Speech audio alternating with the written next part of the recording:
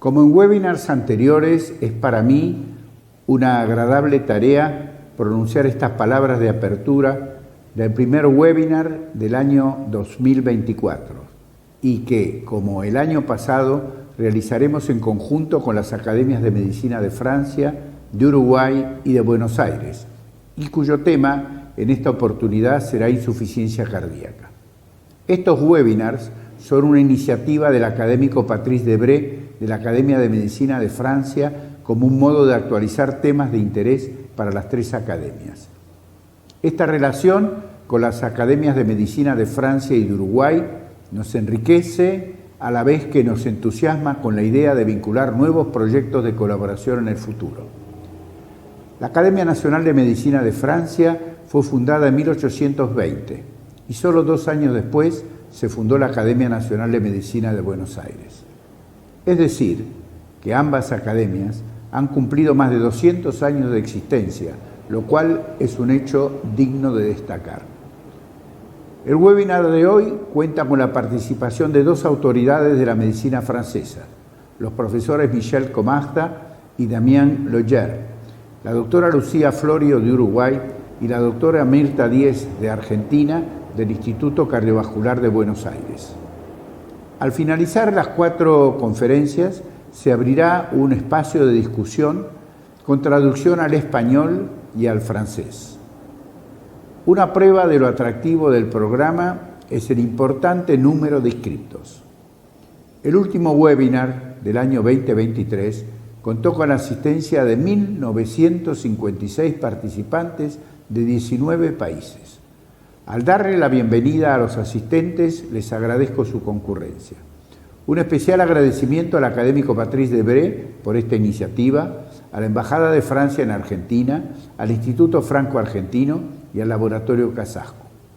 Quisiera destacar el enorme trabajo de logística y organización realizado por Jimena Birman para lograr que este webinar pueda realizarse.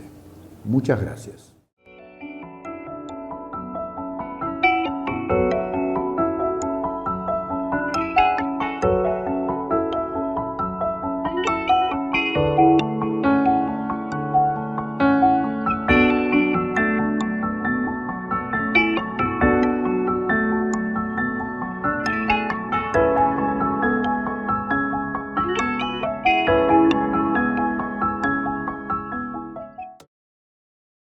Cher président Joan Antonio Mazei, j'ai le grand plaisir d'ouvrir aujourd'hui une nouvelle édition de nos séminaires communs entre l'Académie de médecine de France et l'Académie de médecine d'Argentine et celle d'Uruguay.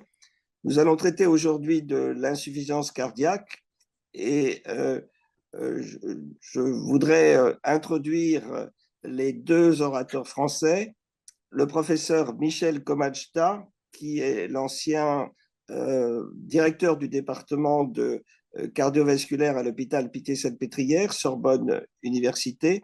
Il est actuellement président de la Fondation Cœur et Recherche. Il a été président de la Société européenne de cardiologie et a publié plus de 600 articles dans le domaine du cardiovasculaire. Il est également membre d'une unité INSERM. Il nous parlera aujourd'hui de l'insuffisance cardiaque à fraction altérée. Par ailleurs, le professeur Damien Lojart de l'hôpital Lariboisière, Paris-Cité, qui est ancien président du groupe de l'insuffisance cardiaque de la Société française de cardiologie. Il nous traitera quant à lui de l'insuffisance cardiaque à fonction préservée.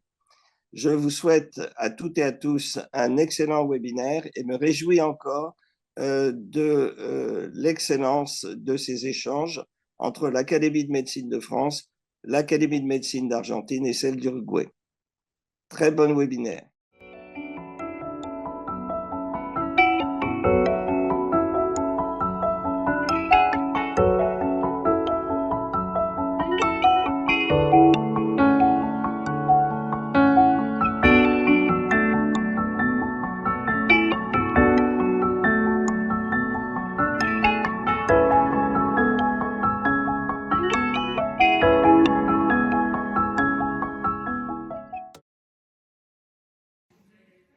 Muy buenos días. Es con mucho gusto que la Academia Nacional de Medicina de Uruguay se une nuevamente al ciclo 2024 de los seminarios conjuntos con Francia y Buenos Aires. Además, con gran entusiasmo por el tema elegido, la insuficiencia cardíaca de tanta trascendencia para los médicos generales.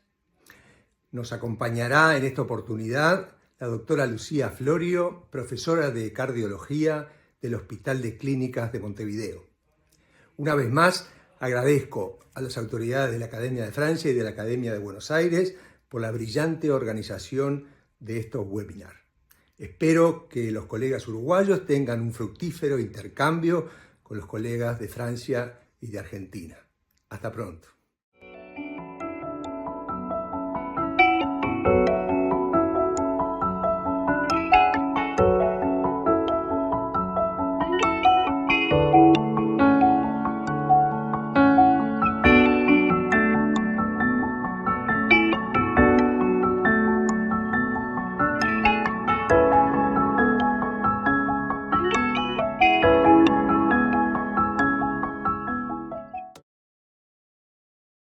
Bonjour à tous, good afternoon, buenas tardes a todos.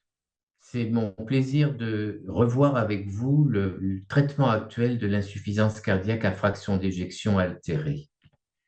Voici mes liens d'intérêt.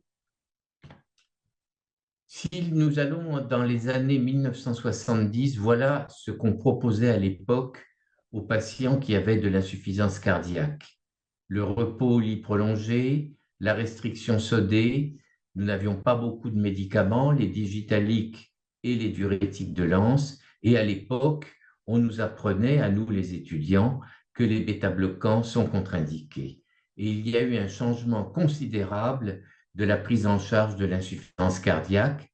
Voilà une synthèse du nombre d'essais cliniques qui ont été pratiqués dans l'insuffisance cardiaque à fraction d'éjection altérée. Et vous voyez qu'ils sont extrêmement nombreux. Et ça a généré des informations scientifiques qui nous ont permis de revoir entièrement la prise en charge de cette condition.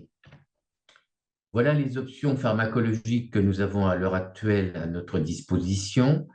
Les inhibiteurs de l'enzyme de conversion et les antagonistes des récepteurs de l'angiotensine à partir des années 1987.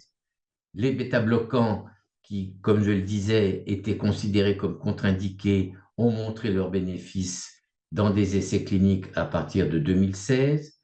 Les antagonistes des récepteurs minéralocorticoïdes 1999 et 2011, l'ivabradine 2010, le sacubitril/valsartan 2014, les inhibiteurs du cotransporteur sodium-glucose de type 2 2019, le vericiguat 2020 et peut-être l'omecamtiv mecarbil. J'ai mis un point d'interrogation car il n'est pas disponible dans beaucoup de pays. Donc vous voyez une pharmacologie extrêmement riche qui est apparue au fil des années. Alors commençons par, à tout seigneur, tout honneur, les inhibiteurs de l'enzyme de conversion. Voilà les deux études pivots, Consensus et Solde, qui pour la première fois montraient que de donner de l'énalapril aux insuffisants cardiaques à fraction d'éjection altérée améliorait la mortalité toute cause par rapport à un traitement placebo qui, à l'époque, était constitué essentiellement des diurétiques et des digitaliques. Chez les patients qui ont une intolérance aux inhibiteurs de l'enzyme de conversion, on a montré plus tard que les antagonistes des récepteurs de l'angiotensine 2 avaient également un bénéfice sur la mortalité cardiovasculaire ou les hospitalisations pour insuffisance cardiaque, avec une réduction de risque de presque un quart. Les bêta-bloquants, eh bien, voilà la révolution par rapport à ce que l'on disait auparavant. Voilà les 4 études principales qui vont toutes dans le même sens, quelle que soit la gravité de l'insuffisance cardiaque à fraction d'éjection altérée. Il y a une amélioration de la survie chez les patients traités par bêta-bloquants par rapport au placebo, le placebo étant un IEC un diurétique et éventuellement un digitalique. Pour les antagonistes des récepteurs minéralocorticoïdes, il a fallu attendre 2011. En effet, il y avait eu une première étude avec la spironolactone en 1999 qui s'appelait RALS. Mais à l'époque, les patients ne recevaient pratiquement pas de bêta-bloquants et on pouvait donc légitimement s'interroger sur le fait que la spironolactone ou son successeur, l'éplérénone, ait un effet bénéfique dans cette condition. Eh bien, la démonstration a été faite dans l'étude Emphasis Heart Failure avec l'éplérénone sur un traitement moderne avec IEC ou Zartan, bêta-bloquant, et vous voyez que l'éplérénone améliorait de façon significative la mortalité cardiovasculaire ou les hospitalisations pour insuffisance cardiaque. Tout cela a résulté en une réduction de la mortalité dans la population générale, car en effet, on pourrait dire ce sont des essais cliniques, on sait que les patients sont sélectionnés, mais en réalité, des enquêtes épidémiologiques ont été conduites dans 7 pays européens et vous voyez que si l'on regarde la partie gauche de la diapositive, le taux de décès pour insuffisance cardiaque comme cause principale a été réduit de façon significative entre 1985 et 2010. 2010, c'est la publication de SHIFT avec l'agent bradicardisant l'ivabradine. Ici encore, on observe une réduction de la mortalité cardiovasculaire ou des hospitalisations pour insuffisance cardiaque par rapport à un placebo qui comprenait un IEC et un bêta-bloquant. Paradigme Heart Failure a été une avancée majeure en montrant que le double antagoniste sacubitril/valsartan, qui est à la fois un antagoniste de la néprilysine et un antagoniste des récepteurs de l'angiotensine, améliorait de façon significative la mortalité cardiovasculaire ou les hospitalisations pour insuffisance cardiaque, non pas par rapport à un placebo, mais par rapport à l'énalapril à forte dose, donc un progrès majeur. Tout cela s'est accompagné de façon un peu attendue avec une réduction du traitement conventionnel qui étaient les digitaliques. Voici des données d'un registre suédois qui montrent le taux de prescription des digitaliques dans l'insuffisance cardiaque, fraction d'éjection altérée, et vous voyez que le taux de prescription est réduit de façon significative au fil du temps. Une avancée majeure qui est apparue il y a 5 ans maintenant, c'est les inhibiteurs du cotransporteur sodium-glucose. C'est une histoire très intéressante car au départ, cette classe de médicaments a été développée dans le diabète. Pourquoi? Parce que, comme vous le montre ce schéma, le blocage de ce cotransporteur qui réabsorbe dans des conditions normales au niveau du tube contourné proximal le sodium en parallèle avec le glucose. Donc, le blocage de ce cotransporteur induisait une glycosurie et donc on pensait, et ça a été démontré, que chez les diabétiques, il y aurait un effet bénéfique. Mais on s'est aperçu dans les essais conduits chez les diabétiques qu'il y avait une réduction très importante des hospitalisations pour insuffisance cardiaque et cela donc conduit à la réalisation d'essais cliniques chez les insuffisants cardiaques à fraction d'éjection altérée. Le premier est DAPA et CHEF en 2021, qui montre une réduction significative des décès cardiovasculaires, des hospitalisations pour insuffisance cardiaque ou des visites urgentes pour insuffisance cardiaque, avec une réduction de risque d'environ 25% par rapport au placebo. Et de façon très intéressante, il y a eu une analyse en sous-groupe qui montrait que le bénéfice était de la même amplitude qu'il s'agisse de sujets diabétiques ou de sujets non diabétiques. Le résultat a été également observé dans l'étude Emperor Reduced, qui a été d'ailleurs la première publiée et qui montre un bénéfice de l'empagliflozine par rapport au placebo de façon significative, une réduction de risque, là encore, de la mortalité cardiovasculaire ou des hospitalisations pour insuffisance cardiaque de 25%. Et ce qui est intéressant avec cette classe, vous le savez, c'est qu'elle a un effet néphroprotecteur et on voit ici le déclin de la fonction rénale par la filtration glomérulaire estimée. Et vous voyez en rouge les patients traités par empagliflozine, où le taux de déclin est moins important que les patients qui sont traités par placebo. Alors évidemment, la grande question, c'est de savoir quel est le mécanisme d'action des inhibiteurs SGLT2.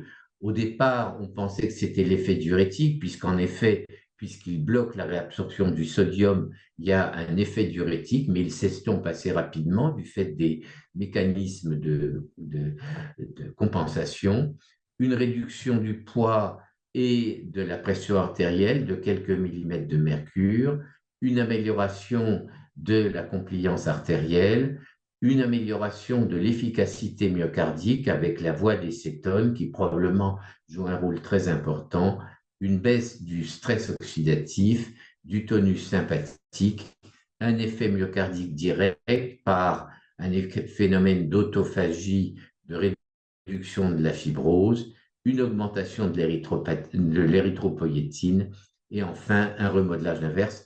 La multiplicité des mécanismes invoqués indique que l'on ne sait pas très bien en réalité quelle est la cause principale de ce bénéfice. Quoi qu'il en soit, si l'on regarde dans des méta-analyses indirectes, quel a été l'apport de toutes ces classes thérapeutiques que je viens de revoir avec vous, eh bien, vous voyez que par rapport à un traitement de référence inhibiteur d'enzymes de conversion et digitalique, on a une réduction de risque de mortalité cardiovasculaire ou d'hospitalisation pour insuffisance cardiaque des 2/3. Donc, indiscutablement, les traitements modernes de l'insuffisance cardiaque à fraction d'éjection réduite ont amélioré de façon significative le pronostic et le taux d'hospitalisation de nos patients.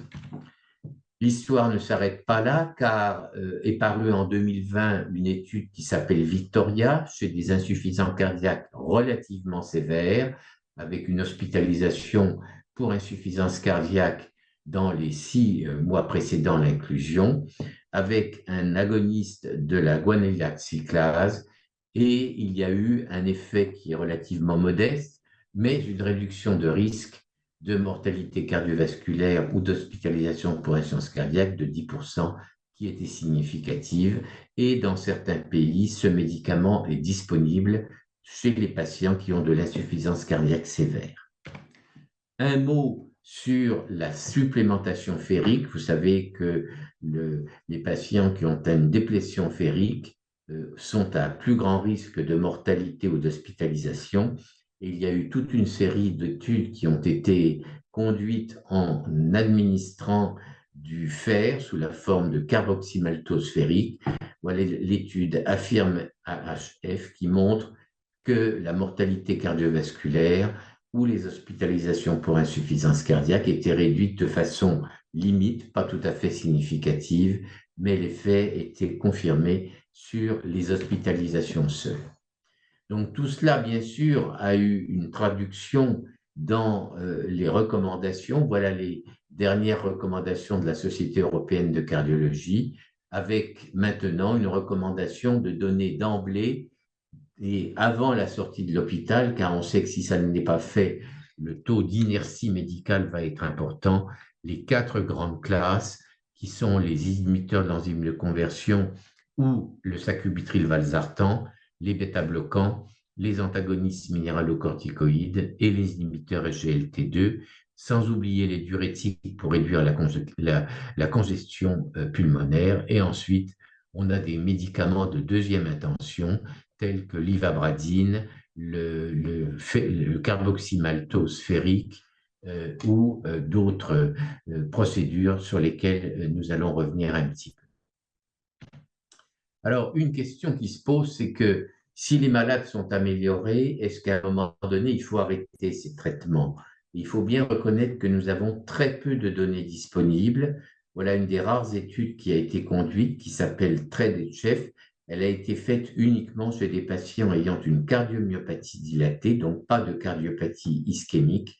Et on a randomisé les patients, qui sont d'ailleurs pas en grand nombre, entre deux groupes, alors qu'ils étaient devenus asymptomatiques et que la fraction d'éjection du ventricule gauche s'était améliorée, arrêt du traitement ou poursuite. Et vous voyez que chez les patients où on a arrêté le traitement, eh bien, il y a de nouveau une dégradation avec un risque de réhospitalisation pour insuffisance cardiaque ou de décès significativement élevé. Donc, on pense à l'heure actuelle qu'il ne faut pas arrêter les traitements, même si les patients sont devenus asymptomatiques et que leur fraction d'éjection est améliorée. Un mot sur les dispositifs implantables. Tout d'abord, la resynchronisation cardiaque, qui a été un progrès majeur. Voilà les deux études pivots, Companion et CARE-HF, qui toutes les deux montrent que chez des patients qui ont un QRS large, donc un critère de désynchronisation, de donner un resynchronisateur améliore le pronostic de ces patients. Et il y a eu toute une série d'études qui confirment que la resynchronisation a un effet bénéfique sur les symptômes, la capacité fonctionnelle, la qualité de vie. Elle induit un remodelage inverse du ventricule gauche, elle réduit les hospitalisations et la mortalité à long terme. Un mot sur les défibrillateurs implantables. Voilà la première étude, SCUD-HF, qui comparait le bénéfice d'un défibrillateur en vert par rapport à un traitement conventionnel placebo en blanc ou l'amiodarone. Et vous voyez que chez ces patients à fraction d'éjection altérée, eh bien, il y avait un bénéfice à implanter un défibrillateur. Cela a été confirmé plus tard dans MADIT-CRT, qui montre que par rapport à un défibrillateur simple, l'implantation d'un défibrillateur avec resynchronisateur a un effet bénéfique sur le pronostic. Alors, les défibrillateurs, il faut quand même dire un petit mot sur le fait qu'ils ont un effet bénéfique, mais toutes les études, notamment dans les cardiopathies non ischémiques, ne sont pas positives. J'ai mis en rouge les 4 où le critère de jugement qui était la mortalité toute cause n'était pas atteint dans ces études. Néanmoins, notamment dans l'étude d'Anish et dans l'étude Definite, vous voyez que la mort subite était réduite de façon significative. L'autre grand progrès, c'est bien sûr l'ablation de la fibrillation atriale chez les insuffisants cardiaques avec fibrillation atriale. La première grande étude a été Castle-EF chez des insuffisants cardiaques à fraction d'éjection altérée et elle a montré que la réalisation d'une ablation réduisait la mortalité toute cause, les hospitalisations pour insuffisance cardiaque ou la mortalité cardiovasculaire. Et voilà une méta-analyse sur un certain nombre d'études sur l'ablation de la fibrillation atriale chez des insuffisants cardiaques à fraction d'éjection altérée. Et vous voyez que les études confirment dans l'ensemble une réduction très importante de la mortalité toute cause ou des hospitalisations pour insuffisance cardiaque. Je voudrais terminer mon exposé par quelques mots sur l'insuffisance cardiaque décompensée, qui a été malheureusement la source de beaucoup de désappointements, avec une liste de médicaments qui sont indiqués sur cette diapositive, qui n'ont pas montré de bénéfice et parfois même une surmortalité chez les insuffisants cardiaques décompensés. Et il y a 2 études récentes qui sont intéressantes. L'une avec l'acétazolamide. L'acétazolamide, comme vous le savez, est un diurétique qui agit au niveau du tube contourné proximal, tout comme les inhibiteurs SGLT2.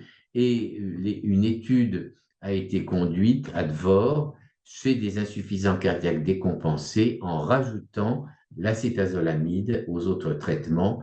et vous voyez qu'elle s'est accompagnée d'un taux plus élevé, ce sont les patients en rouge, de décongestion dans les 3 jours ou à la sortie des patients que les patients traités de façon conventionnelle. Il y avait cependant une petite augmentation non significative de la mortalité, donc à suivre. Deuxième étude de stratégie très intéressante, c'est l'étude Strong-HF, dans laquelle il y avait à la fois des patients à fraction d'éjection altérée ou à fraction d'éjection conservée, et on a appliqué 2 stratégies standards ou une stratégie de mise en place des traitements recommandés de façon agressive. Et vous voyez que cela s'est traduit par un bénéfice sur la mortalité à 6 mois chez les patients qui avaient bénéficié d'une stratégie intensive de traitement, avec d'ailleurs un taux de prescription et des doses de prescription des médicaments recommandés plus élevés dans la stratégie intensive que dans la stratégie conventionnelle, avec une relativement bonne sécurité d'emploi, mais ces patients étaient surveillés de façon très régulière, tous les 15 jours. Quels sont les défis qui demeurent dans la prise en charge de l'insuffisance cardiaque due à fraction d'éjection altérée? Le sujet âgé ou très âgé, car malheureusement nos patients sont souvent très âgés, avec beaucoup de comorbidités ou des effets secondaires, et donc cela peut gêner la titration des médicaments recommandés, et puis des facteurs sociaux et économiques. Pour illustrer les facteurs socio-économiques, voici une étude qui a été conduite au Royaume-Uni, près de 3,5 millions de personnes, où l'on a regardé l'incidence en fonction de l'âge et du sexe de l'insuffisance cardiaque, et la ligne noire qui est tout en haut montre que les sujets les plus pauvres ont une incidence d'insuffisance cardiaque beaucoup plus importante que les sujets les plus riches qui sont en bleu clair en bas. Donc, il y a des facteurs socio-économiques qui jouent un rôle. Comment peut-on améliorer la situation dans le futur? En mettant en application les recommandations par le développement de programmes multidisciplinaires qui incluent des infirmières, des diététiciens, des diététiciennes, davantage les médecins généralistes, par l'éducation des patients en leur disant quels sont les signaux d'alerte, quelles sont les erreurs à ne pas commettre, par la mise en place précoce des médicaments recommandés, et nous venons de voir l'étude Strong-HF qui est une incitation à faire cela, enfin probablement par l'utilisation du télémonitoring. L'application des guidelines, voici une étude mondiale que nous avions conduite, Qualify, où nous avions construit un score qui tenait compte non seulement de la prescription des médicaments recommandés chez des insuffisants cardiaques ambulatoires à fraction d'éjection altérée, mais également du dosage atteint, et plus le score était élevé, plus l'adhérence aux recommandations était forte.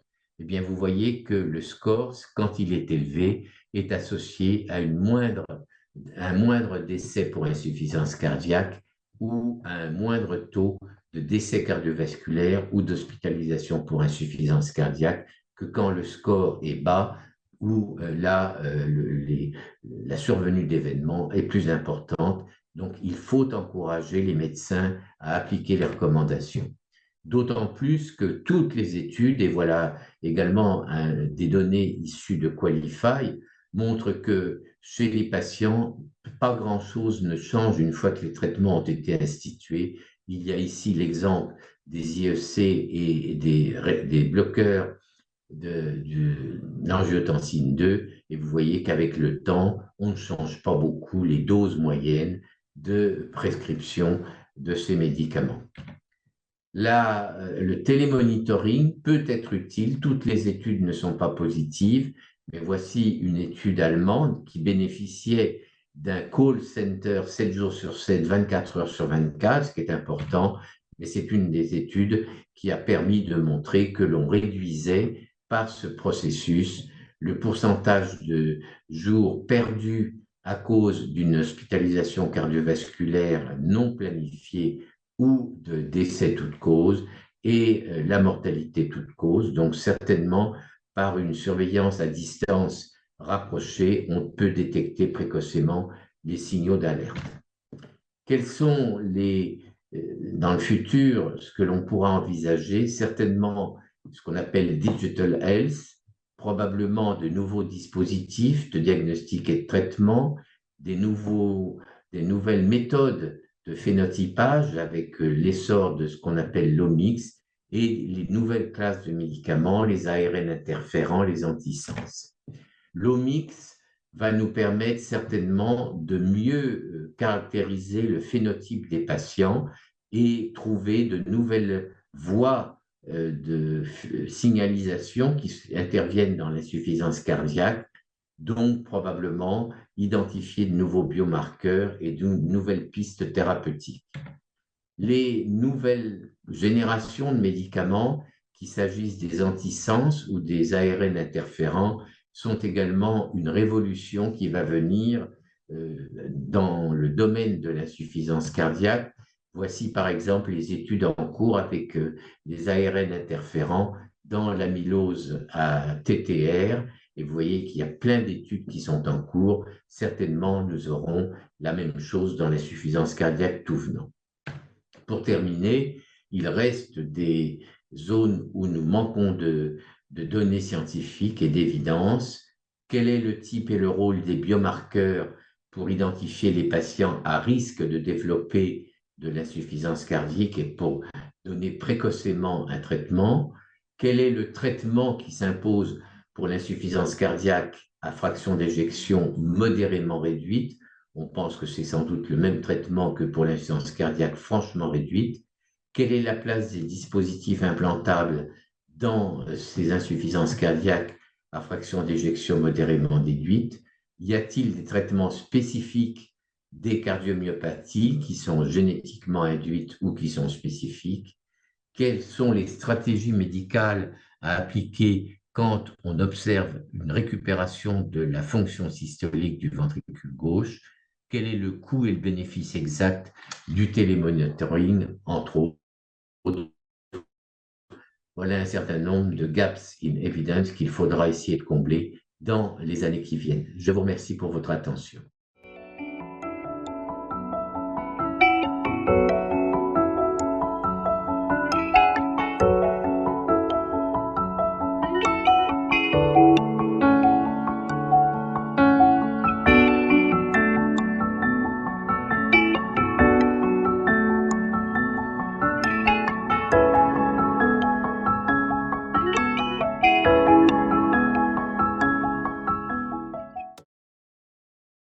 Bonjour, je suis Damien Lochard, je suis cardiologue à l'hôpital de la Lariboisière, qui est un hôpital de l'assistance publique hôpitaux de Paris, donc à Paris. Et je suis très honoré d'être parmi vous pour vous parler d'insuffisance cardiaque à FEVG préservée. Et je remercie sincèrement l'Académie de médecine de France de cette invitation. Alors, rappelons que l'insuffisance cardiaque continue à être catégorisée en fonction de la fraction d'éjection ventriculaire gauche, ceci depuis de nombreuses décennies. Pour l'instant, on n'a pas été capable de faire beaucoup mieux que cette catégorisation un peu simpliste. Néanmoins, on peut voir par exemple sur cette diapositive qu'effectivement l'insuffisance cardiaque a une distribution binomiale en fonction de la fraction d'éjection, donc qui souligne le sens de cette catégorisation, avec surtout des hommes pour l'insuffisance cardiaque à FEVG réduite et plutôt des femmes pour l'insuffisance cardiaque à FEVG préservée. Et entre les deux, on a, c'est-à-dire entre une FEVG entre 40 et 50%, on a également ce qu'on appelle l'insuffisance cardiaque à FEVG modérément réduite, qu'on a tendance maintenant à classer dans le même groupe de patients que ceux ayant une FEVG réellement réduite à moins de 40%. Alors, juste rappeler que la mesure de la fraction d'éjection ventriculaire gauche, comme beaucoup de mesures, n'échappe pas à un certain degré de variabilité et qu'on reste assez prudent, notamment dans cette tranche de FEVG modérément réduite, pour ce qui est de leur réelle catégorisation. Alors, l'insuffisance cardiaque à FEVG préservée est un sujet. Et c'est en train de devenir la forme la plus fréquente finalement d'insuffisance cardiaque à travers le monde. Alors c'est particulièrement vrai aux États-Unis, où elle représente déjà plus de la moitié des patients ayant une insuffisance cardiaque, avec une prévalence qui augmente de 1% tous les ans comparativement à l'insuffisance cardiaque à FEVG préservée. Et ceci est dû au vieillissement de la population, parce que l'insuffisance cardiaque à FEVG préservée est notamment liée au vieillissement et est également liée en grande partie au diabète et à l'obésité, dont on sait que ces deux comorbidités, ces deux pathologies finalement, ont une épidémiologie galopante, que ce soit aux États-Unis, mais maintenant à peu près partout dans le monde. Et c'est représenté également en bas de la diapositive, où on peut voir sur 2 périodes consécutives l'augmentation de la proportion de patients ayant une FEVG préservée par rapport aux patients ayant une FEVG réduite. Alors comment diagnostiquer cette insuffisance cardiaque FEVG préservée ? Alors c'est effectivement un sujet. Alors autant diagnostiquer l'insuffisance cardiaque FEVG réduite ne pose pas réellement de problème, puisqu'il suffit simplement d'avoir des symptômes ou des signes d'insuffisance cardiaque et une mesure de FEVG qui confirme que cette FEVG est diminuée à moins de 40%, voire même simplement moins de 50%. En revanche, si la FEVG n'est pas réduite, eh bien, il va falloir avoir d'autres paramètres prouvant qu'il existe des anomalies fonctionnelles du ventricule gauche. Alors, juste, vous voyez en bas de la diapositive, j'ai précisé qu'on parle habituellement de diagnostic réellement d'insuffisance cardiaque qu'une fois avoir éliminé l'existence d'une valvulopathie sévère, d'une arythmie également sévère, d'une péricardite constrictive ou encore d'une cardiomyopathie type amylose. Alors, qu'est-ce qu'on va faire en plus que cette simple mesure de FEVG pour aboutir au diagnostic d'insuffisance cardiaque, et notamment d'insuffisance cardiaque FEVG préservée? Eh bien, tout d'abord, mesurer le taux des peptides natriurétiques. Alors, ces peptides natriurétiques, que ce soit le dosage du BNP, dosage sanguin du BNP ou du NT-proBNP, ont démontré leur utilité il y a maintenant un quart de siècle.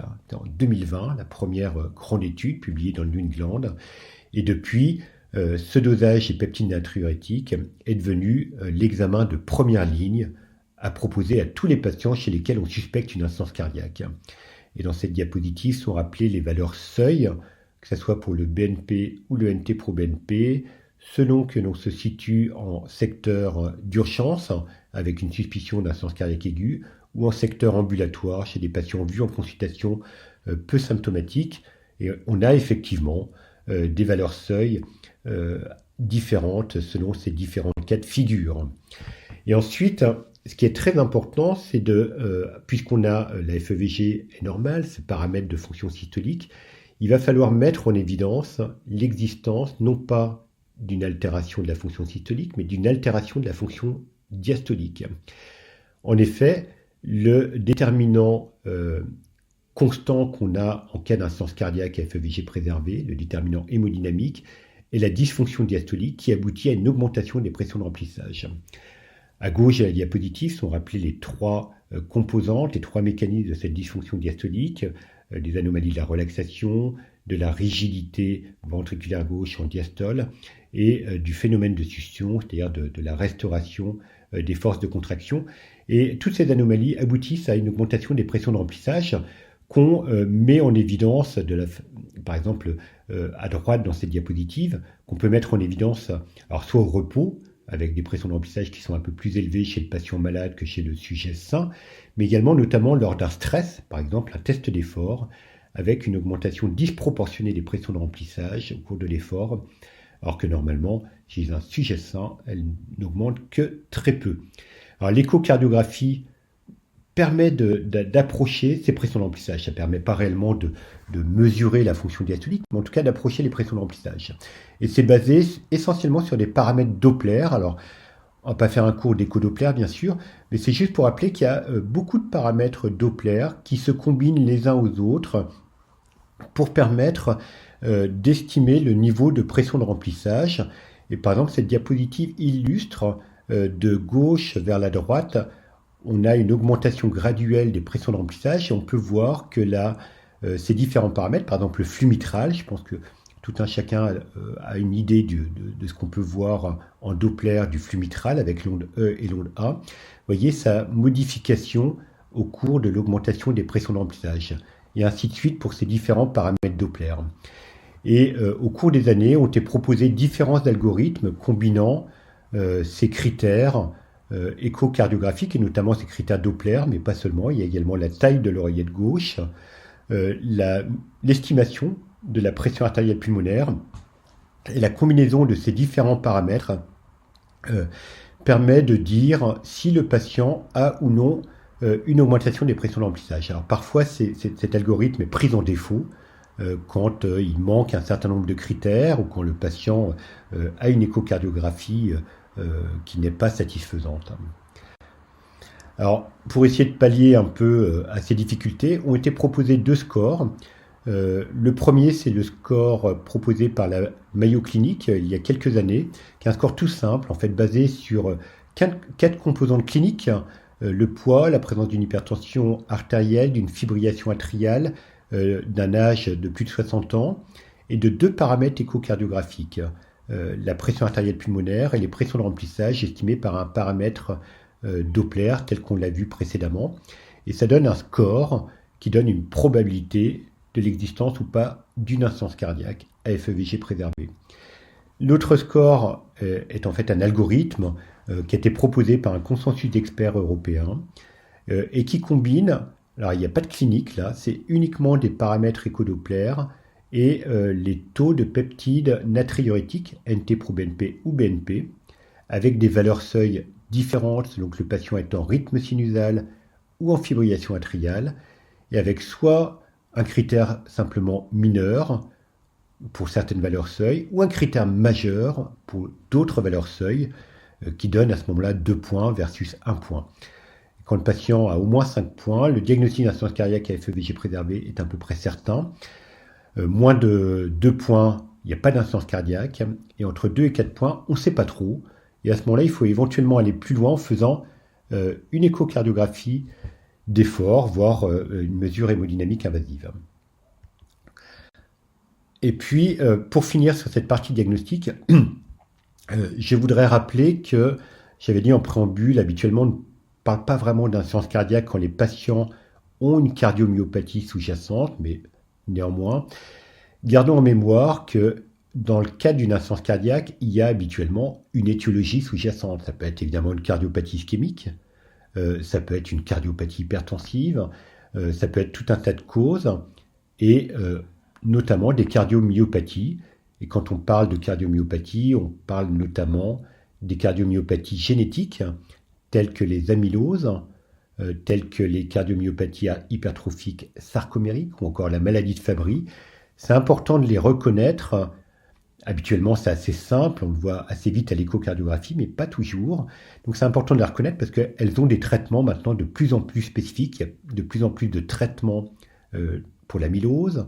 Il y a maintenant une classe thérapeutique spécifique pour les CMH sarcomériques. Il y a un traitement substitutif, une enzymothérapie pour la maladie de Fabry. Et il faudra s'aider dans ces cas-là d'un certain nombre de paramètres cliniques extracardiaques, mais ça peut être également des outils d'imagerie cardiaque qui permettront de faire le diagnostic. Donc ne pas oublier la cause sous-jacente. Comment traiter l'insuffisance cardiaque à FEVG préservée? Alors c'est un sujet. Dans l'insuffisance cardiaque à FEVG réduite, on a une prise en charge thérapeutique qui est extrêmement bien codifiée, avec plusieurs médicaments qui sont parfaitement bien documentés par différents essais cliniques et qu'on peut donner à tous les patients qui ont une FEVG réduite de façon relativement indistincte. On peut même y ajouter un certain nombre de devices, à savoir des prothèses rythmiques. Et ceci est lié notamment au fait que ces patients à FEVG réduite ont une physiopathologie finalement qui est assez commune et qui inclut notamment une stimulation neurohormonale qui va être ciblée par l'essentiel des médicaments qu'on donne, les bêta-bloquants, les IEC, les ARA2, les anti-aldostérone, ou encore les inhibiteurs de la néprédisine combinés à l'angiotensine 2. En revanche, dans l'insuffisance cardiaque à FEVG préservée, c'est pas si simple. Alors, d'une part, ces différents médicaments qui sont efficaces dans l'insuffisance cardiaque à FEVG réduite ne sont pas très efficaces, voire pas du tout efficaces en cas de FEVG préservé. Et c'est lié à des mécanismes physiopathologiques, à une physiopathologie qui est beaucoup plus hétérogène, avec un certain nombre de patients qui n'ont pas du tout d'activation neuro-hormonale, par exemple, peu d'activation neuro-hormonale, ou qui ont des mécanismes physiopathologiques un peu particuliers. Et de fait, les recommandations jusqu'en 2021, vous voyez, elles se résumaient à cette petite table un peu ridicule finalement, avec simplement une recommandation pour l'utilisation des diurétiques si les patients ont des signes congestifs, et une recommandation également à traiter les comorbidités. Alors, cette diapositive vous rappelle les grands essais cliniques en haut à gauche et en bas à gauche avec les ARA2, en haut à droite avec les IEC, en bas à droite avec un anti-aldostérone, la spironolactone. Et ces essais cliniques d'insuffisance cardiaque à FEVG préservé ont montré l'absence ou le peu d'efficacité de ces classes thérapeutiques, contrairement à l'insuffisance cardiaque à FEVG réduite. Alors, on peut nuancer ça un petit peu quand même. Et par exemple, là j'ai repris l'exemple de l'essai avec le sacubitril/valsartan, les ARNI, l'essai en cas d'insuffisance cardiaque à FEVG préservé, avec un bénéfice modeste, mais proche de la significativité statistique. Et quand on replace en perspective l'essai avec la FEVG réduite et l'essai avec la FEVG préservée, avec en abscisse le spectre des FEVG, en ordonnée l'efficacité de la thérapeutique, on voit que finalement cette classe médicamenteuse reste efficace un peu au-delà d'une FEVG à 50%. C'est également vrai par exemple pour la spironolactone. Néanmoins, et en revanche, il y a 3 ans, il y a 2 ans, ont été publiés enfin des résultats positifs en cas de FEVG préservé avec les inhibiteurs de HLT2. Donc les inhibiteurs de HLT2, c'est la dernière classe thérapeutique qui a démontré une efficacité dans l'insuffisance cardiaque, d'abord à FEVG réduite, et puis donc là, en 2021, pour l'empagliflozine et en 2022 pour la dapagliflozine, également en cas d'insuffisance cardiaque avec FEVG réduite. Et je n'aurai pas le temps de vous montrer, mais quelle que soit la catégorie de FEVG, 40 à 50, 50 à 55, 55 à 60%, on retrouve cette efficacité tout à fait significative qui est essentiellement liée, alors c'est sur un critère composite qui est utilisé dans tous les essais cliniques de l'insuffisance cardiaque, mais ce bénéfice est essentiellement tiré par une réduction des hospitalisations pour insuffisance cardiaque, mais pas tellement par la mortalité. Cette diapositive met en perspective justement ce bénéfice tout à droite de la diapositive des inhibiteurs de HLT2 comparativement aux autres classes thérapeutiques.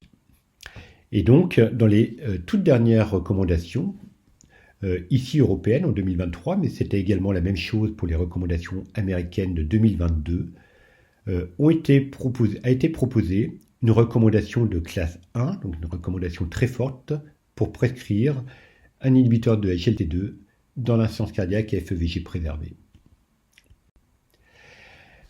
Par ailleurs, rappelons que l'insuffisance cardiaque, et particulièrement l'insuffisance cardiaque à FEVG préservé, est associée à des comorbidités de façon quasiment constante et souvent plusieurs comorbidités, qui peuvent être le diabète, l'obésité, l'hypertension, l'insuffisance rénale, la fibrillation atriale, etc. Et pour pratiquement chacune de ces comorbidités, il y a évidemment une possibilité de prise en charge plus ou moins spécifique, mais j'insisterai sur 2 composantes, l'hypertension artérielle, où a été quand même démontré qu'un traitement d'hypertenseur agressif chez ces patients permettait de réduire le risque d'insuffisance cardiaque aiguë.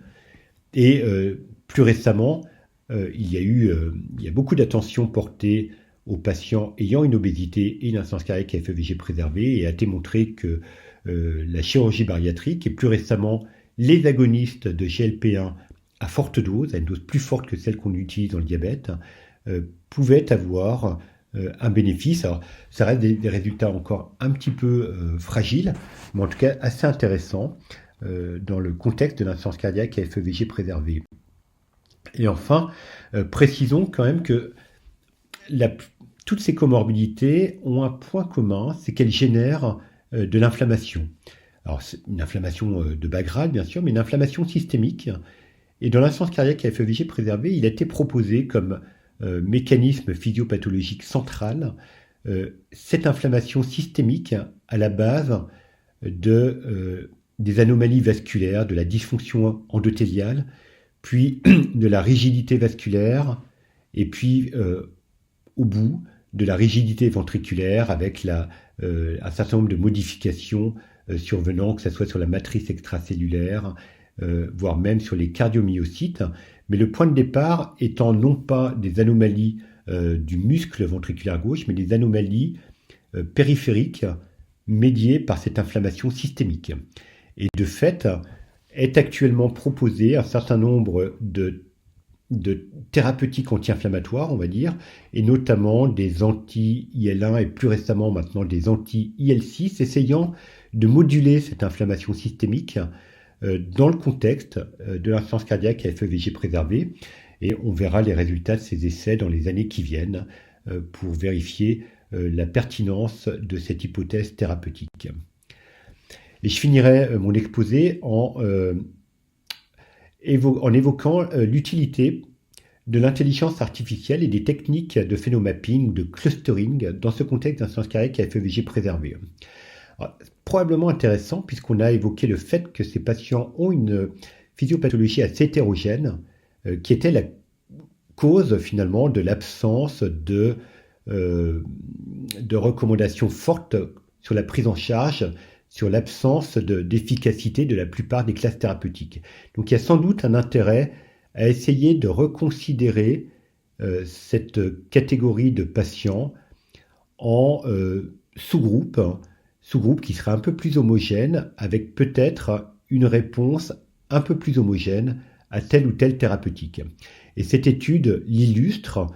Elle a repris les différentes données cliniques, échocardiographiques et biologiques d'un essai clinique qui s'appelait l'essai TOP4, qui avait testé la spironolactone versus placebo.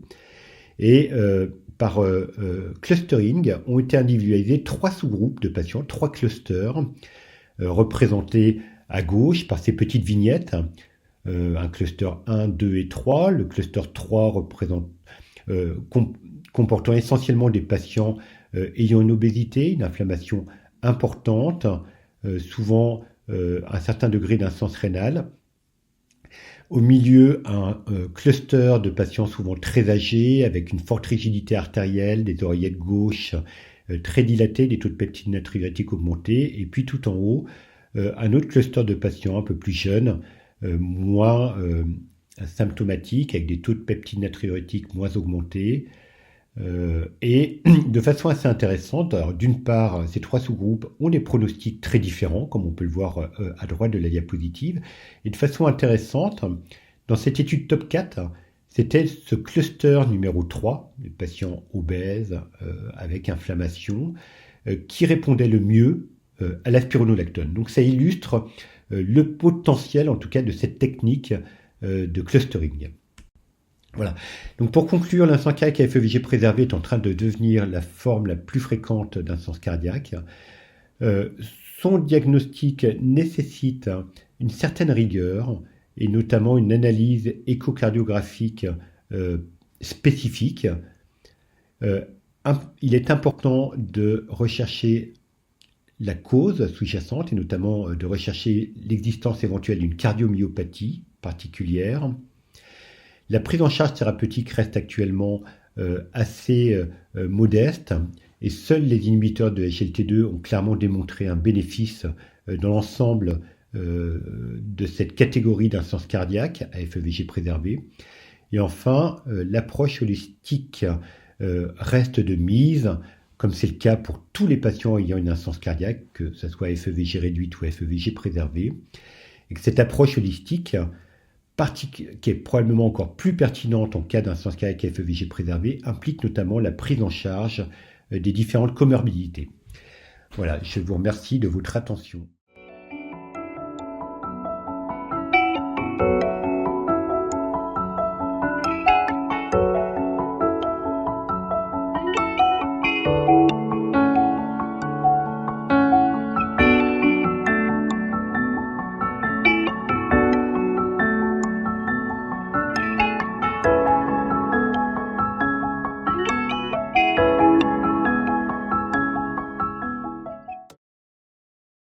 Agradezco a la Academia Nacional de Medicina de Buenos Aires por la invitación.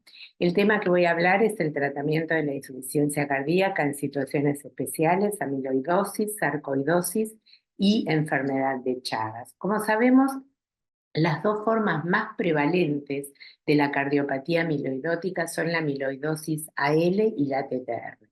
La amiloidosis AL es una enfermedad de la médula, enfermedad de las células plasmáticas, donde se forman inmunoglobulinas de cadena liviana, con una relación kappa lambda de 0,26 a 1,65 en pacientes con función renal normal y que también podemos detectarlas a través de la inmunofijación en sangre y orina.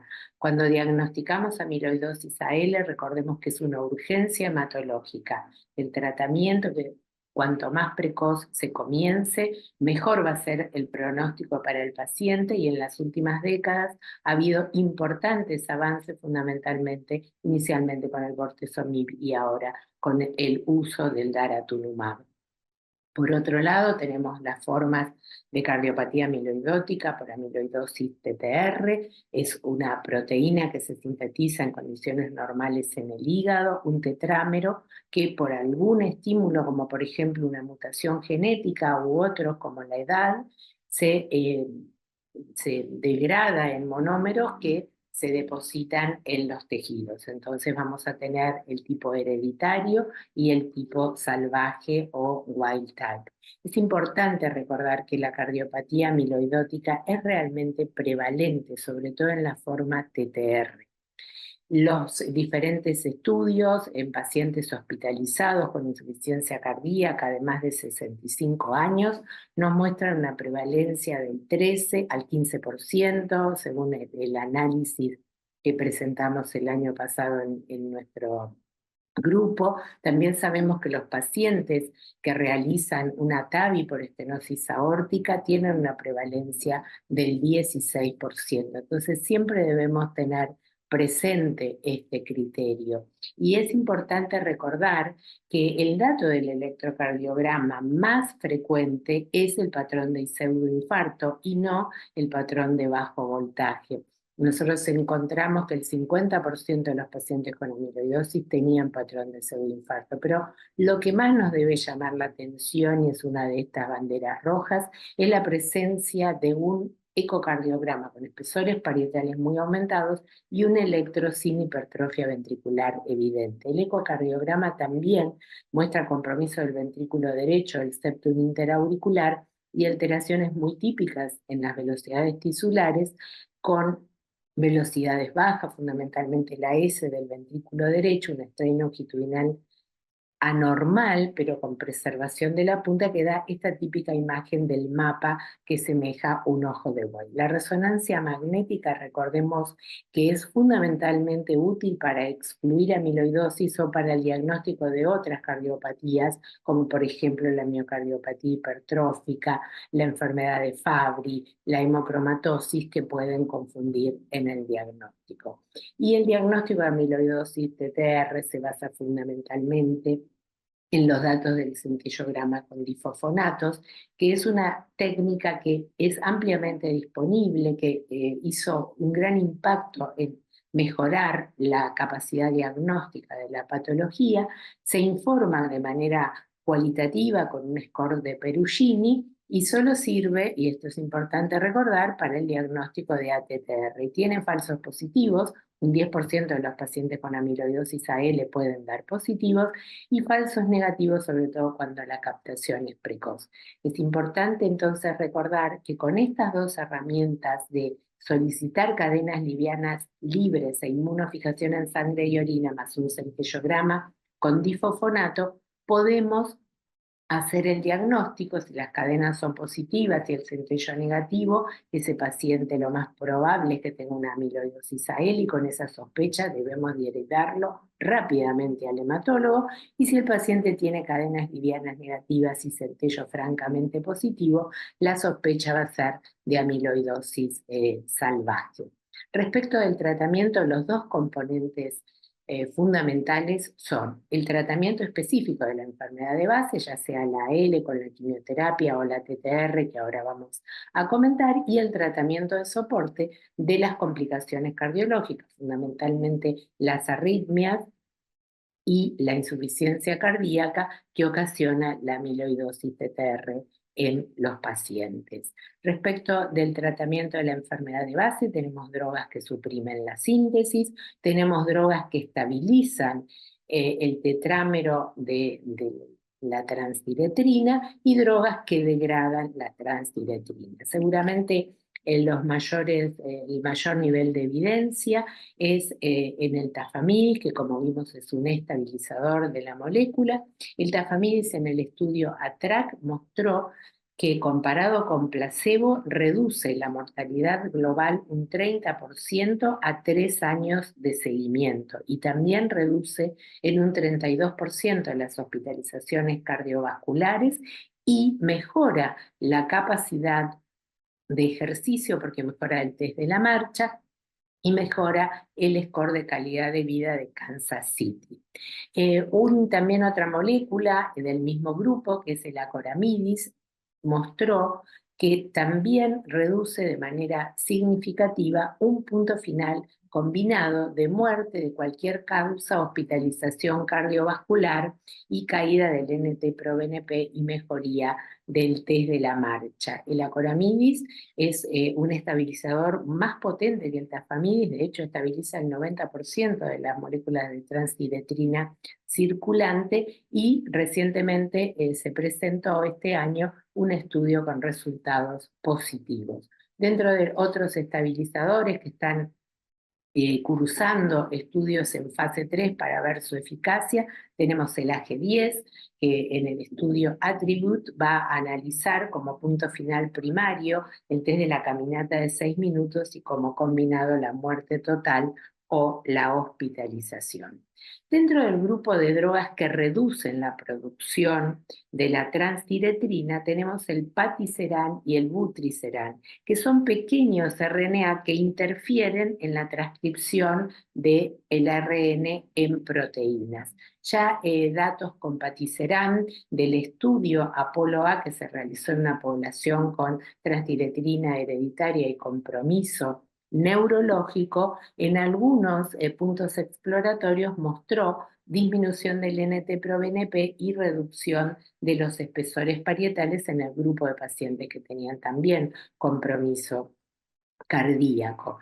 Y el año pasado se presentaron los resultados del estudio Apolo-B, que fue un estudio específicamente diseñado para cardiopatía amiloidótica por transtiretrina en su variedad senil o wild o hereditaria, y el punto final primario fue el test de la marcha. El estudio fue positivo porque mostró que preservó la capacidad funcional en los pacientes con cardiopatía amiloidótica, pero fue negativo para los puntos finales secundarios, que eran puntos más robustos de muerte y hospitalización por insuficiencia cardíaca.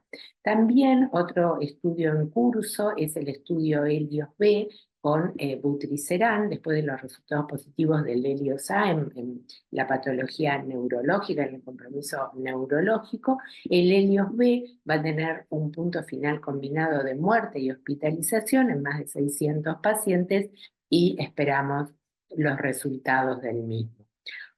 Otro grupo de drogas es el grupo del inotersen, cuyo mecanismo de acción es el de un oligonucleótido antisentido que degrada el ARN. El inotersen mostró ser efectivo para disminuir los niveles de transtiretrina en sangre, y está evaluándose en un estudio randomizado en fase 3 con más de 700 pacientes, también con un punto final de muerte total y hospitalización cardiovascular.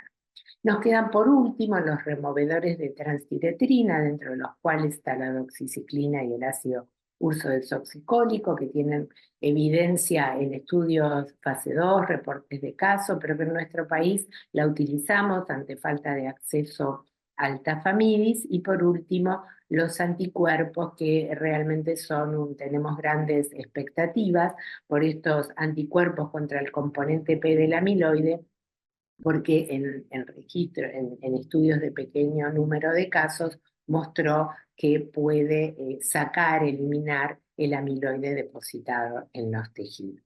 Por otro lado, tenemos todo el tratamiento de las complicaciones de la cardiopatía amiloidótica, que como dijimos son la insuficiencia cardíaca, la fibrilación auricular, la estenosis aórtica, las arritmias ventriculares y los trastornos de conducción. Las guías ya nos orientan qué hacer en cada uno de estos casos. Respecto de la insuficiencia cardíaca, por supuesto, el tratamiento es el de las recomendaciones de las guías de insuficiencia cardíaca, pero debemos recordar que estos pacientes toleran muy mal el tratamiento de vasodilatadores y de betabloqueantes, fundamentalmente porque en general tienen un estrecho margen de volumen y por la disautonomía que tienen. Entonces, en general se aconseja reducir los betabloqueantes o no introducirlos y ser cautelosos con la dosis de vasodilatadores, y en gran parte el tratamiento se basa en el manejo del volumen con diuréticos, dieta y bueno,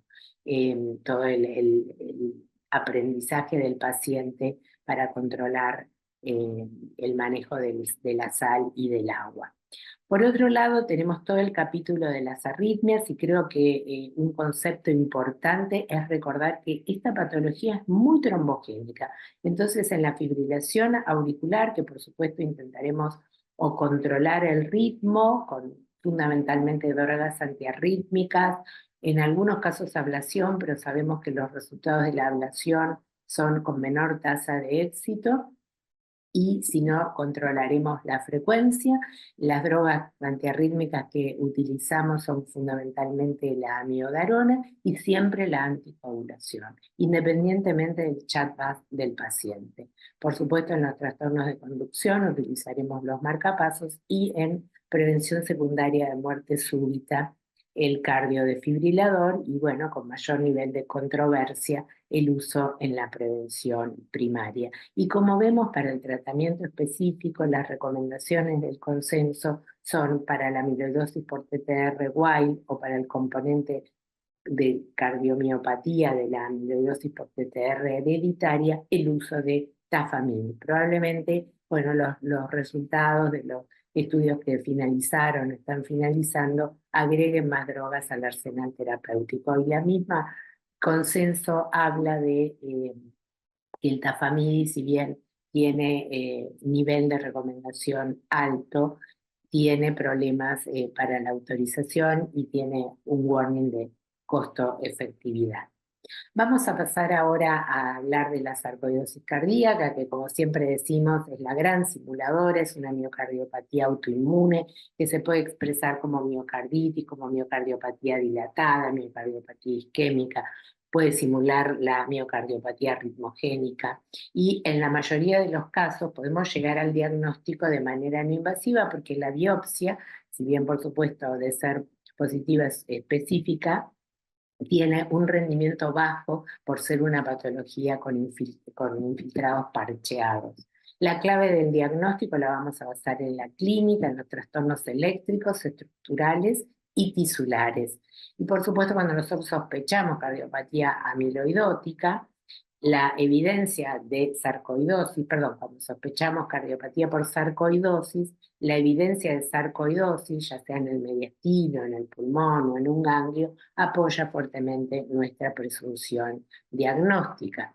Desde el punto de vista de los criterios eléctricos, el bloqueo de rama, fundamentalmente la rama derecha, es el más frecuente, lo mismo que los bloqueos auriculoventriculares y las arritmias ventriculares, que muchas veces, sobre todo en las formas activas, pueden ser un verdadero problema, incluso con eventos de tormenta eléctrica. Y acá las imágenes, fundamentalmente la resonancia, realmente aportan al diagnóstico, porque lo que muestran es áreas de asinergia y de engrosamiento focal con aneurismas ventriculares y un realce tardío que es subepicárdico, intramiocárdico y que se localiza fundamentalmente en el septum interventricular basal y se extiende a la pared inferolateral y a los puntos de inserción del ventrículo derecho. Por otro lado, cuando nosotros queremos analizar la actividad, fundamentalmente la presencia de edema y actividad inflamatoria, podemos valernos de la resonancia y del PET fluorodesoxiglucosa, que de ser positivos nos hablan de que la enfermedad está activa y esto es sumamente importante para la decisión del tratamiento. Si tenemos que ir a una biopsia, porque bueno, tenemos alta sospecha y no logramos información concluyente, o si el paciente está cursando insuficiencia cardíaca aguda refractaria al tratamiento médico, guiar la biopsia por el mapa electrofisiológico puede ser de utilidad, porque hay reportes de que si biopsiamos la zona de inestabilidad eléctrica tenemos mayor rendimiento de la biopsia. Y respecto del tratamiento, por supuesto, también tenemos el tratamiento de sostén, ya sea el tratamiento de la insuficiencia cardíaca y el tratamiento de los trastornos de conducción, de los bloqueos y de la fibrilación auricular. Y tenemos que considerar en los pacientes donde la enfermedad está activa, el tratamiento inmunosupresor. El tratamiento inmunosupresor tiene como primera línea, como sabemos, los glucocorticoides, la prednisona en dosis de 0,5 miligramos kilo, que se da por 3 meses. Se repite un centellograma, un PET con fluorodesoxiglucosa, y si el PET es negativo, o sea, ya no capta, podemos comenzar a desescalar la dosis de corticoides tratando de finalizarla al año. Y ahí repetimos, y si persiste negativo, entonces, bueno, podemos entender que está controlada la enfermedad. En cambio, si después del tratamiento durante 3 meses el paciente sigue con signos de actividad, ya sea por las imágenes o por la clínica, hay que agregar un fármaco de segunda línea. Nuestra mayor experiencia es con metotrexate o micofenolato y también tenemos terceras líneas de tratamiento, fundamentalmente en Argentina lo que más utilizamos es rituximab como tercera línea. Y ahora voy a terminar hablando de la enfermedad de Chagas, que como ustedes saben es una enfermedad de las enfermedades olvidadas, un problema de salud pública que afecta fundamentalmente y se origina en América Latina. Pero desde el aumento de las migraciones ha aumentado el número de casos, sobre todo en Estados Unidos, Canadá y en Europa, fundamentalmente España e Italia. ¿Cómo se transmite la enfermedad? Bueno, se transmite por insectos que son hematófagos, que se llaman los Triatoma infestas. En Argentina se conocen popularmente como vinchucas, y por supuesto este vector debe estar infectado por el protozoario que es el Trypanosoma cruzi. Pero además de esta, que es la forma de transmisión más común, hay transmisión por transfusión de sangre, sobre todo en aquellos países donde no tenían alerta epidemiológica, entonces no realizaban la serología. En los trasplantes de órganos, lo mismo, y de madre a hijo, o sea, hay transmisión congénita. Estas son fundamentalmente la transmisión por alimentos, realmente es despreciable. El Chagas tiene una fase aguda y el problema es que cursa como una virosis con fiebre, con tos, y en general pasa desapercibida, no se consulta y se pierde la oportunidad del tratamiento. Hay 2 signos característicos que es bueno que la población lo sepa para que pueda consultar. Una es que a esta fiebre y este cuadro pseudogripal se agrega muy frecuentemente el edema palpebral y la inyección conjuntival unilateral y lesiones cutáneas que se llaman chagomas, que son son pápulas, violáceas y sumamente pruriginosas. De esta manera podemos diagnosticar la forma aguda. Si no se diagnostica, pasa a la forma crónica, en la cual el 70% de los pacientes no van a tener compromiso, pero un 30% tiene patología con compromiso orgánica serio, fundamentalmente en Argentina, con cardiopatía. En la fase aguda el diagnóstico se hace por la observación microscópica del parásito. Acá vemos el parásito en sangre y en una muestra de biopsia endomiocárdica, esto es la visualización del parásito en un paciente con trasplante cardíaco y reactivación. Y también tenemos técnicas de PCR que anteceden aproximadamente en 3 semanas la visualización del parásito en sangre. Y en la forma crónica hacemos serologías, inmunofluorescencia lisa de hemoaglutinación. Es estándar de cuidado que se requieren 2 pruebas con serología de antígenos diferentes, y en estudios poblacionales se utiliza exclusivamente el ELISA porque es más accesible. ¿Cuándo se trata la enfermedad de Chagas con tratamiento tripanocida? Bueno, en la fase aguda o en el Chagas congénito, el nivel de recomendación es moderado, y en el Chagas agudo catastrófico el nivel de recomendación es alto. Ahora, en la fase crónica, tratamos a los niños o a mujeres en edad fértil con un nivel de recomendación moderado. Y en el Chagas crónico, en pacientes que no tienen afectación de órgano, el nivel de recomendación es bajo. Y por supuesto, si el paciente ya tiene afectación de órgano, no se realiza tratamiento. El tratamiento es con methimidazol como primera línea y nifurtimox como segunda línea, con variaciones en la dosis según que estemos tratando agudo, congénito, crónico y según el peso del paciente. Como decíamos, además del tratamiento tripanocida, vamos a sostener sobre todo la fase final de la cardiopatía, que se caracteriza por arritmias supraventriculares, ventriculares, bloqueos, fundamentalmente bloqueo de rama derecha, mi bloqueo anterior izquierdo y bloqueo AB, la presencia de aneurismas ventriculares, miocardiopatía dilatada e insuficiencia cardíaca.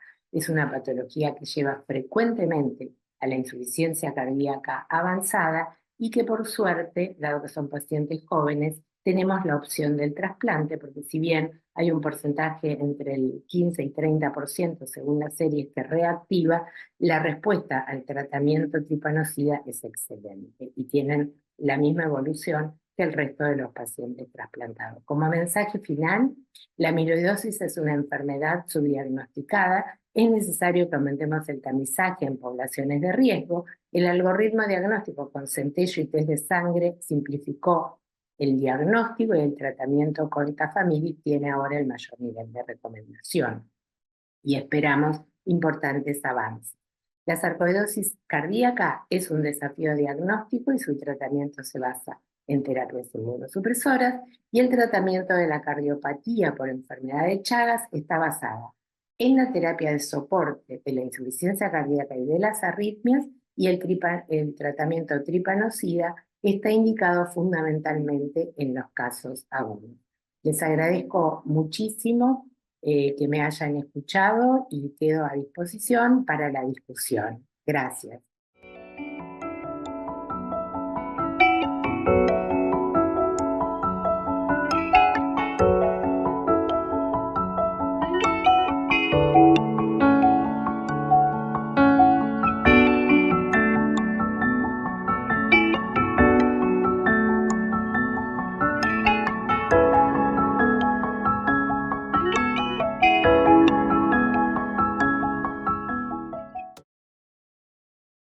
Bueno, muy buenas a todos. Es para mí un placer poder compartir con ustedes este tema que tanto me apasiona y del cual he aprendido mucho en los últimos tiempos. Un agradecimiento especial a la Academia Nacional de Medicina y al doctor José Arcos por la oportunidad de estar hoy con ustedes.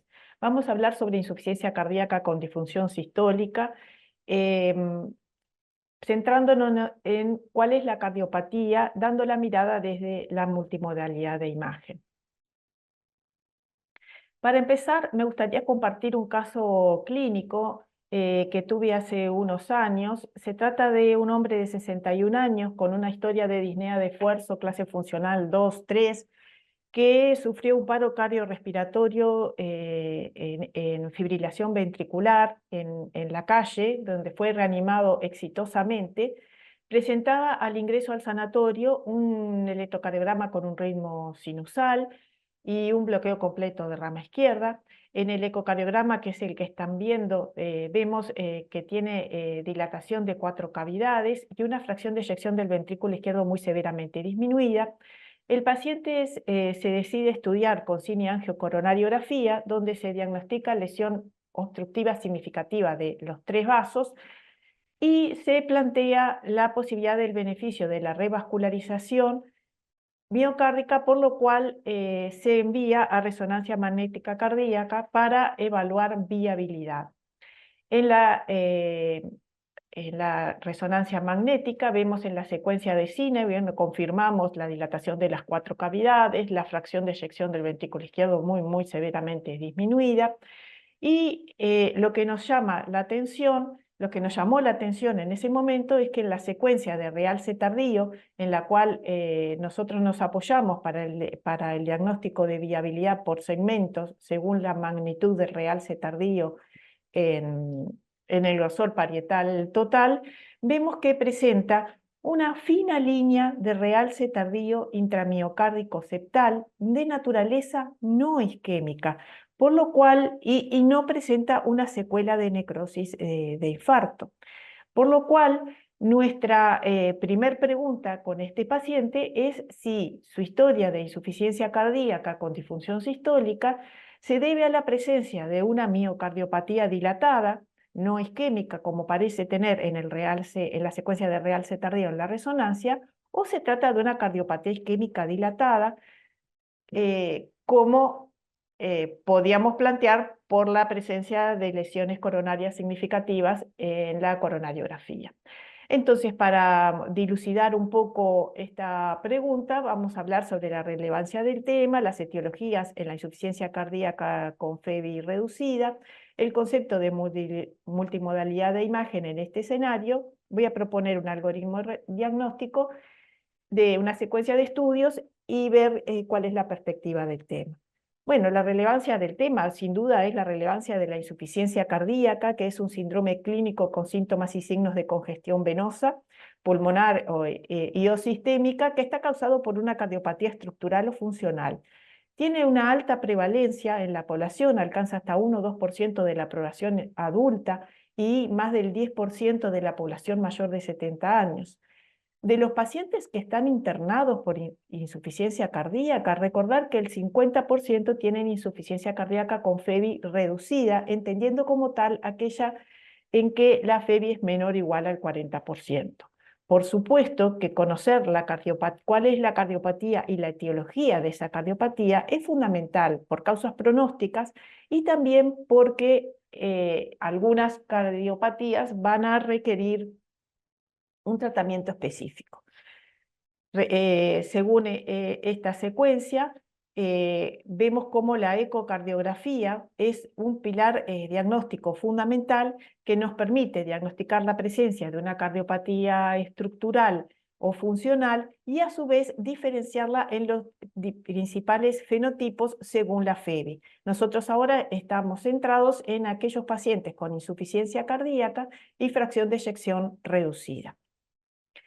En cuanto a la etiología de la insuficiencia cardíaca, sabemos que puede deberse a múltiples causas, desde aquellas que afectan el miocardio en forma secundaria, aportando sobrecarga de presión y volumen, o volumen, como pueden ser las valvulopatías, la hipertensión arterial, algunas cardiopatías congénitas, enfermedad del pericardio, o afectación vascular primaria, la cardiopatía isquémica, o enfermedades que tienen afectación primaria del miocardio, que también tiene distintas etiologías, desde causas infecciosas, metabólicas, tóxicas y infiltrativas de distinta naturaleza, causas idiopáticas, o genéticamente determinadas. Pero si hablamos de etiología de la insuficiencia cardíaca con FEBI reducida, quizás las causas se nos limitan un poquito más, y recordar que la enfermedad coronaria, sobre todo aquella con infarto previo, es la causa más frecuente de cardiopatía dilatada y de causa de insuficiencia cardíaca con febril reducida. Y si hablamos de valvulopatías, pensamos más en las insuficiencias valvulares severas y crónicas, también las taquiarritmias sostenidas, miocardiopatía dilatadas, cardiopatías congénitas no corregidas, causas infecciosas, que, por ejemplo, por miocarditis de distinta etiología, causas tóxicas por fármacos, y ahí destaco la quimioterapia, sobre todo los antracíclicos, enfermedades por depósitos y enfermedades metabólicas.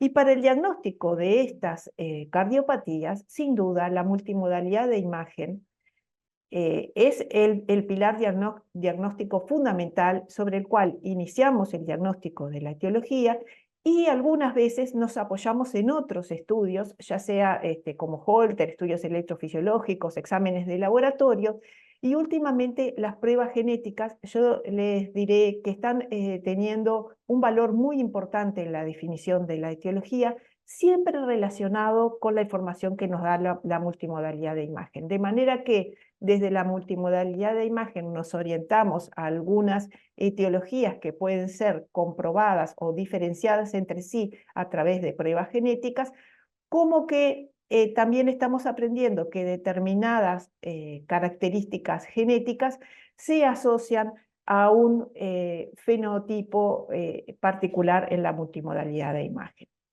Y hablemos entonces de etiología y multimodalidad de imagen, el rol de las unidades de imagen cardíacas, entendidas como el conjunto de técnicas de imagen de cardiología no invasiva, liderada siempre por la ecocardiografía, en el cual es fundamental la interrelación entre todos los actores para optimizar la secuencia de estudios, no hacer diatogenia, por ejemplo, utilizando estudios que hagan radiación, que requieran radiación cuando no son necesarios. También hacer la secuencia de estudios económicamente eficiente, que sea costo efectiva, y siempre buscando contestar la pregunta que el clínico plantea, ya sea sobre aspectos diagnósticos etiológicos o pronósticos o de respuesta al tratamiento, y recordar el rol tan importante que cumplen los estudios de imagen cardíaca en la concreción y en la información y en la adquisición de nuevos conocimientos relacionados con la investigación clínica. ¿Y qué pasa con la cineangiocoronariografía? Que en definitiva termina siendo un estudio de imagen, pero que es invasivo. Clásicamente no se lo incluye en lo que son las unidades de imagen cardíaca, pero por supuesto que está absoluta y completamente integrado a la dinámica de funcionamiento y secuencias de estudios a priorizar en todo paciente con insuficiencia cardíaca, particularmente con disfunción sistólica. Y bueno, si hablamos de ecocardiografía en el contexto de la unidad de imagen, yo siempre digo, la ecocardiografía es la reina de la unidad de imagen por su amplia disponibilidad, por ser un estudio no iatrogénico que podemos repetir cuantas veces sea necesario. Además de ser un estudio económico, tenemos distintas secuencias en el cual la básico es el ecocardiograma transtorácico, al que le podemos añadir otras tecnologías, como por ejemplo la realización del estudio transesofágico, caracterizar mejor el miocardio a través de la técnica de seguimiento de brillo, o la utilización de tecnología 3-4D. La ecocardiografía es siempre el primer estudio para evaluar anatómica y funcionalmente el corazón. Nos da la definición de la insuficiencia cardíaca en los distintos fenotipos, proviene de la definición de la fracción de eyección del ventrículo izquierdo por ecocardiografía, y es el gold estándar para el estudio de las valvulopatías. La resonancia magnética cardíaca, que es un estudio que nos ha dado una cantidad de información muy relevante, y su principal diferencia con la ecocardiografía, el plus, además de ser el gold estándar para volumen, masa y análisis del ventrículo derecho, y es un estudio que nosotros lo vamos a usar como alternativa a la ecocardiografía para definir fracción de eyección del ventrículo izquierdo en caso de mala ventana, pero el plus de este estudio son las secuencias de caracterización tisular, en el cual encontramos con distintas secuencias que nos van a medir los tiempos de relajación del guión del hidrógeno, cuando es sometido a un campo magnético, y la forma como se relaja nos va a dar las secuencias ponderadas en T1, T2 y las secuencias mapping, como ahora vamos a ver. Pero fundamentalmente entonces lo que nos importa es que vamos a avanzar un paso más hacia la caracterización tisular y la definición de las etiologías. Y cuando hablamos de definición tisular, hablamos de realce tardío, el contraste que más se utiliza es el gadolinio. El gadolinio es un contraste extracelular que cuando adquirimos la secuencia en forma tardía a su inyección, normalmente como el miocardio no tiene un espacio extracelular significativo, lo que vemos es ausencia de realce tardío. Si este gadolinio se deposita en el espacio extracelular y lo hace con una distribución que respeta un territorio vascular, subendocárdico o transmural, y decimos que el paciente tiene una secuela de necrosis de infarto y que probablemente tenga una cardiopatía isquémica, ¿verdad? Cuando este depósito de realce de gadolinio se distribuye de una manera no isquémica, o sea, no subendocárdica y transmural y respetando un territorio vascular, sino intramiocárdico, subepicárdico o subendocárdico o subepicárdico o difuso, decimos que la naturaleza del realce tardío es no isquémica y nos permite entonces, en primer lugar, a través de las secuencias de realce tardío por resonancia magnética, diferenciar las cardiopatías isquémicas de las no isquémicas, y esto es muy importante. Pero además, según la forma como sea el realce tardío, también nos permite diferenciar distintas etiologías de miocardiopatías y cardiopatías dilatadas que se presenten como fenocopias de miocardiopatías dilatadas. Esto es un poco para resaltar la importancia de la nueva tecnología mapping, que apoyada en las tecnologías clásicas ponderadas en T1, T2 y el realce tardío de gadolinio, nos permite de una manera mucho más sensible y específica hacer caracterización tisular del miocardio, definir la presencia por ejemplo, depósitos de amiloide, describir la enfermedad de Fabry o la presencia de infiltración grasa o de hierro, particularmente en la secuencia de T2 T estrella. Pero además, y no menos importante, realizar el cálculo del volumen extracelular, lo cual tiene enorme importancia para orientar a determinadas etiologías. Por ejemplo, la amiloidosis cardíaca tiene un volumen extracelular muy aumentado, pero también además nos sirve como de valor pronóstico. Y como hablamos de fenocopias de miocardiopatías dilatadas, recordar que tenemos dentro de las miocardiopatías, o sea, de aquellas enfermedades primarias del miocardio, tenemos distintos fenotipos reconocidos, dentro de las cuales el fenotipo de miocardiopatía dilatada es el que tenemos en la insuficiencia cardíaca con fracción de eyección del ventrículo izquierdo reducido. Si pensamos en una miocardiopatía con insuficiencia cardíaca con FEBI reducida, estamos pensando en miocardiopatía dilatada. Pero no todos los que se presentan como una miocardiopatía dilatada, o sea, como una miocardiopatía dilatada es efectivamente tal, sino que puede ser una fenocopia, como puede ser la cardiopatía isquémica en etapa dilatada, la sarcoidosis, eso en etapa final, la miocardiopatía hipertrófica, que pueda no presentarse como un fenotipo de miocardiopatía hipertrófica, sino que en su etapa dilatada como una miocardiopatía dilatada, las miocardiopatías arritmógenas y la hipertrabeculación que vemos en el ventrículo izquierdo no compactado. Y esto, la resonancia magnética nos permite por las distintas secuencias, no solo por las secuencias de realce tardío, sino también por el resto de las secuencias de cine el estudio completo, de diferenciar las distintas fenocopias de las miocardiopatías dilatadas.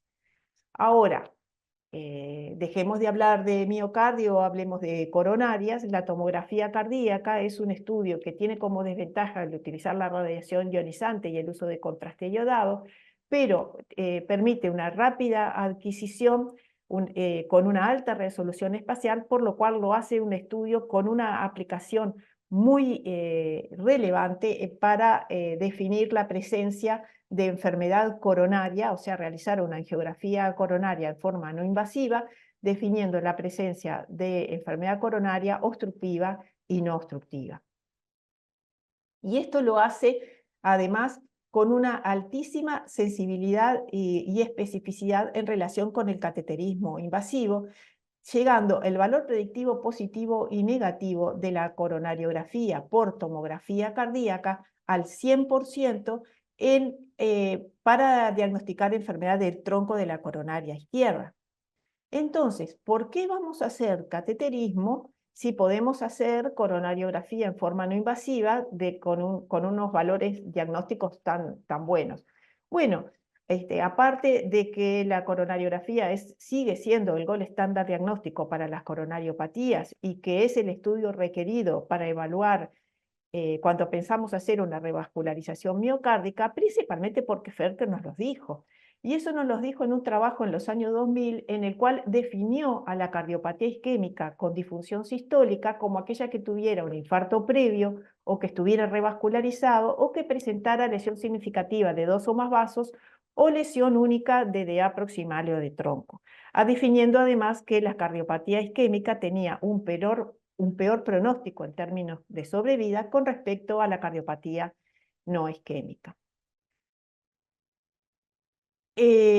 Ahora, la tomografía por emisión de positrones es otra tecnología que, si bien no tiene una alta disponibilidad y además tiene la desventaja de su costo y de la necesidad de aplicar radiación, es un estudio de alta sensibilidad que tiene importancia sobre todo en aquellas cardiopatías relacionadas con inflamación. Hay nuevos trazadores en estudio en insuficiencia cardíaca que nos pueden dar información pronóstica muy importante, y recordar que, como decíamos, en algunas cardiopatías, como por ejemplo la sarcoidosis cardíaca, tiene un valor de diagnóstico etiológico importante, permitiéndonos además como plus la realización de estudios híbridos en el cual nosotros la información metabólica la podemos machear con la información anatómica proveniente de la tomografía o de la resonancia magnética. Bueno, como propuesta de algoritmo de estudio, nada, solamente recordar que la ecocardiografía es el estudio principal para evaluar morfología y función, definir el fenotipo de la cardiopatía, y a partir de eso podemos mejorar la caracterización tisular a través de la resonancia magnética, plantearnos los estudios de medicina nuclear para valorar algunas etiologías específicas. Podemos requerir profundizar en el estudio con técnicas ecocardiográficas según la necesidad, y si tenemos una baja probabilidad, pacientes de baja probabilidad de tener coronariopatía, plantearnos la tomografía, la coronariografía por tomografía como un estudio para descartar la enfermedad coronaria, y en aquellos con alto riesgo de tener coronariopatía, tenemos alta sospecha de enfermedad vascular, plantearnos el cateterismo como gold estándar del estudio, aunque debemos reconocer que es probable que esta secuencia de estudios que les estoy proponiendo se modifiquen, dado que están cambiando los paradigmas terapéuticos en cardiopatía isquémica crónica fundamentalmente, y estamos esperando resultados de estudios que nos aporten mayor luz para la mejor caracterización sobre todo de la cardiopatía isquémica según las secuencias de estudios con multimodalidad de imagen. Para concluir nuestro caso, Bueno, por cierto que nuestro paciente tenía una cardiopatía mixta, tenía efectivamente una cardiopatía isquémica por los criterios de Felker, pero también una afectación miocárdica no isquémica por la presencia del realce tardío, porque un poco como resumen y como para resaltar que las miocardiopatías dilatadas pueden ser clínica, eléctrica y ecocardiográficamente realmente indistinguibles de la cardiopatía isquémica dilatada, y esto también puede llegar a ser cierto por resonancia magnética cardíaca en aquellas cardiopatías isquémicas que no tienen secuela de necrosis, por lo tanto no tienen realce tardío, y la mayoría en realidad de las miocardiopatías dilatadas tampoco tienen realce tardío en el estudio de resonancia. Como resumen, los estudios de imagen son pilares en la evaluación de la cardiopatía de base en insuficiencia cardíaca en general y en la insuficiencia cardíaca con FEBI reducida en particular. El ecocardiograma transtorácico es el estudio principal y es el que nunca puede faltar. Tenemos alternativas al ecocardiograma en caso de mala ventana ultrasónica y según la orientación que tengamos vamos a preferir realizar una resonancia, la tomografía o ir al estudio de las coronarias en forma invasiva. Pero lo que sí es que siempre cuando pensamos en etiología de cardiopatía debemos pensar en términos de multimodalidad de imagen para poder dar la mejor respuesta a cada paciente individual. Bueno, muchas gracias y seguimos con las preguntas y los comentarios.